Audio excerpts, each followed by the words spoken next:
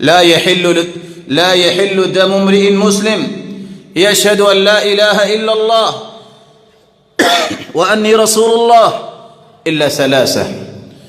کسی مسلمان کو قتل کرنا جائز نہیں، حلال نہیں، بلکہ ایک مسلمان کی قیمت اتنی ہے کہ ساتوں آسمانوں کی مخلوق، ساتوں زمینوں کی مخلوقات، 14 کے 14 طبق کسی مومن کے قتل میں شریک ہو جائے، اللہ 14 کے 14 طبق جہنم میں ڈال دیں گے.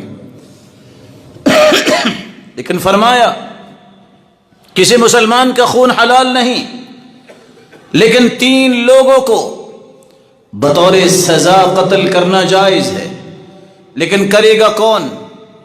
حکومت وقت. کوئی شخص اپنے ہاتھ میں قانون کو نہیں لے گا.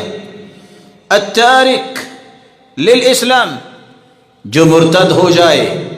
من بدل دینا فاقتلوه، جو اپنا دین بدل لے اسے قتل کر دو. المفارق للجماعہ، جو جماعت کو چھوڑ دیتا ہے. والسیب الزانی والنفس بالنفس، کسی نے قتل کیا ہے تو اس کے بدلے اسے قتل کیا جائے گا یا دیت دی جائے گی. السیب الزانی ہے بوڑھا، پھر بھی اللہ کی نافرمانی سے باز نہیں آتا اور نافرمانی زنا کرتا ہے.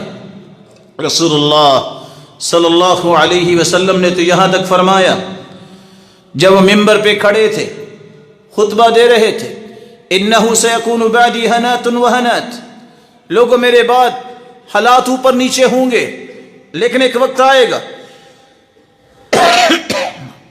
فمن رأیتم فارق الجماعہ او یرید یفرق امر امت محمد صلی اللہ علیہ وسلم کائنا من کان فاقتلوه.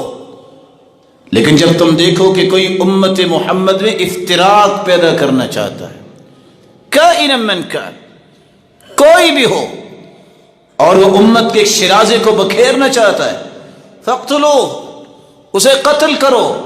فإن يد اللہ علی الجماعہ، کیونکہ اللہ کا ہاتھ تو جماعت کے ساتھ ہے.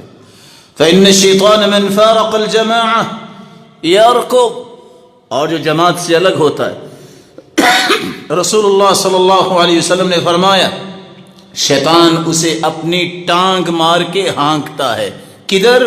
جدھر اس کی مرضی ہوتی ہے. رسول اللہ صلی اللہ علیہ وسلم نے فرمایا، صحیح مسلم کی روایت ہے، فمن اراد ان يفرق امر هذه الامه وهي جميع فاضربوه بالسيف كائنا من كان، جو امت کو توڑنا چاہتا ہے، جو مسلمانوں کی جماعت کا شرازہ بکھیرنا چاہتا ہے، جہاں بھی ہو، کوئی بھی ہو، فاضربوه بالسيف، حکم ہے کہ اس کو تلوار سے اڑا دو. رسول اللہ صلی اللہ علیہ وسلم نے ساتھ یہ بھی فرمایا، ومن قاتل تحت راية عمية يدعو إلى عصبية أو يغضب لعصبية فقتل فقتلته جاہلیہ، جو اندھا قتل ہوتا ہے، کیسے؟